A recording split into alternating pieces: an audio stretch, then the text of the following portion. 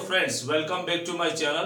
Friends, आज के इस वीडियो में हम जानेंगे कुछ इस प्रकार के हिंदी के सेंटेंस जो हमारे डेली लाइफ में बोले जाते हैं। अब आज के इस वीडियो में आप सीखने वाले हैं उन्हें इंग्लिश में कैसे बोले।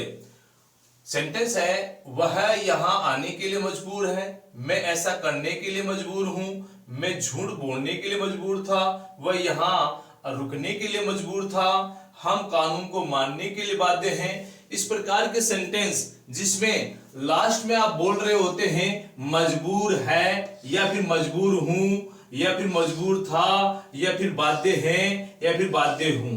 कहने का मतलब आप किसी कार्य को करने को लेकर स्वतः ही क्या है, बाध्य हैं, मजबूर हैं। तो इसका मतलब किसी सेंटेंस के एंड में जब आप ये बोल रहे होते हो कि मैं इस कार्य को करने के लिए मजबूर हूं या फिर मजबूर था या फिर बाध्य हूं या फिर बाध्य था, तो ऐसे सेंटेंसेस के लिए हमें मजबूर या फिर बाध्य होना की अंग्रेजी हम बनाते हैं बाउंड टू। इसकी अंग्रेजी हम बोलते हैं बाउंड टू। किसी कार्य को करने के लिए जब हम मजबूर होते हैं तो इसे इंग्लिश में कहते हैं बाउंड टू। अब इसे इंग्लिश में पूरे सेंटेंस को कैसे बोले, तो इसके लिए हम स्ट्रक्चर देखेंगे। सबसे पहले हम बोलेंगे सब्जेक्ट, और उस सब्जेक्ट के बाद अगर हम प्रेजेंट में उस वाक्य को कह रहे हैं, मतलब उस बात को हम प्रेजेंट में एक्सप्रेस कर रहे हैं, तो उसके लिए हम इज, एम, आर वर्ब का प्रयोग करेंगे।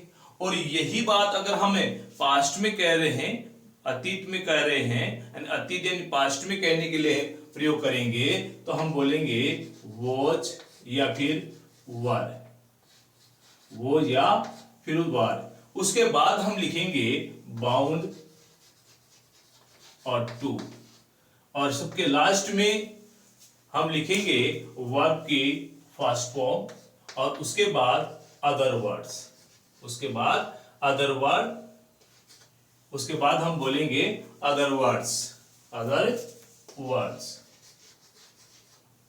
अगर है तो। चलिए हम एक एक को बनाकर देखते हैं। वह यहां आने के लिए मजबूर है, तो वह को हम बोलते हैं अंग्रेजी में वह ही, वह को हम अंग्रेजी में बोलते हैं ही। और आने को मजबूर है तो यहां पर हम बोलेंगे इज, तो ही इज, और फिर लाएंगे हम बाउंड टू। अब इसके बाद वर्ब की फर्स्ट फॉर्म क्या है, आना, तो आने को बोलते हैं कम, और he is bound to come और हियर, यहां को अंग्रेजी में बोलते हैं हियर।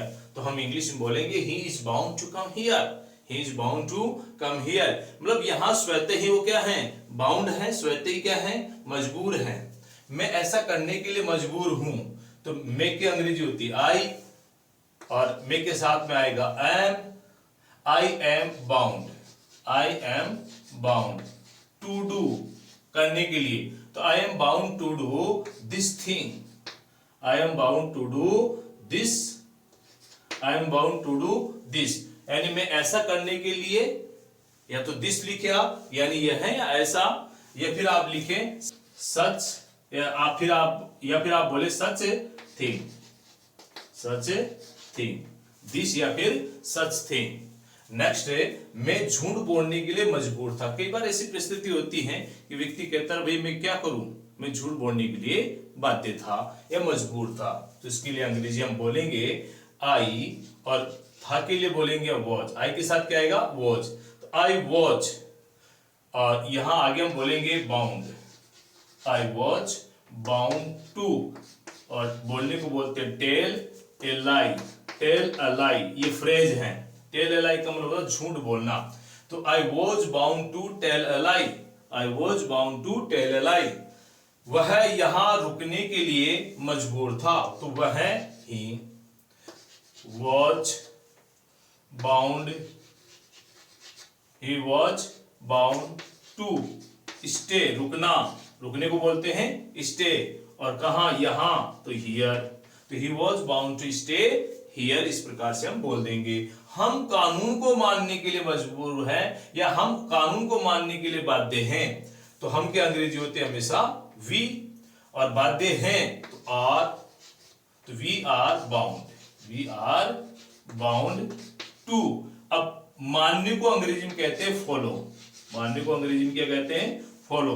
तो we are bound to follow the law, अब कानून को कहते हैं law, LAW law, law.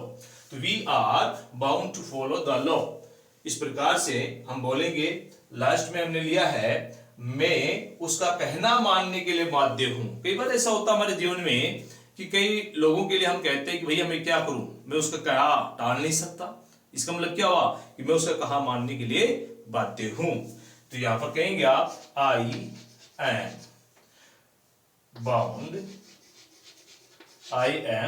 Bound to. अब किसी का कहना मानने को अंग्रेजी में कहते हैं obey, OBEY, obey him.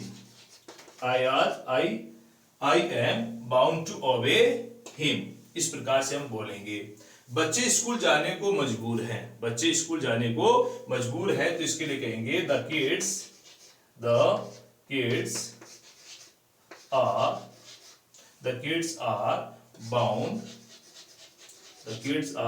Bound to go to school, school जाने के लिए बाउंड हैं। The kids are bound to go to school. आज के इस वीडियो में हम इतना ही जानेंगे। मिलते हैं नेक्स्ट वीडियो में एक नए इंफॉर्मेटिव स्ट्रक्चर के साथ। Till then take care, have fun.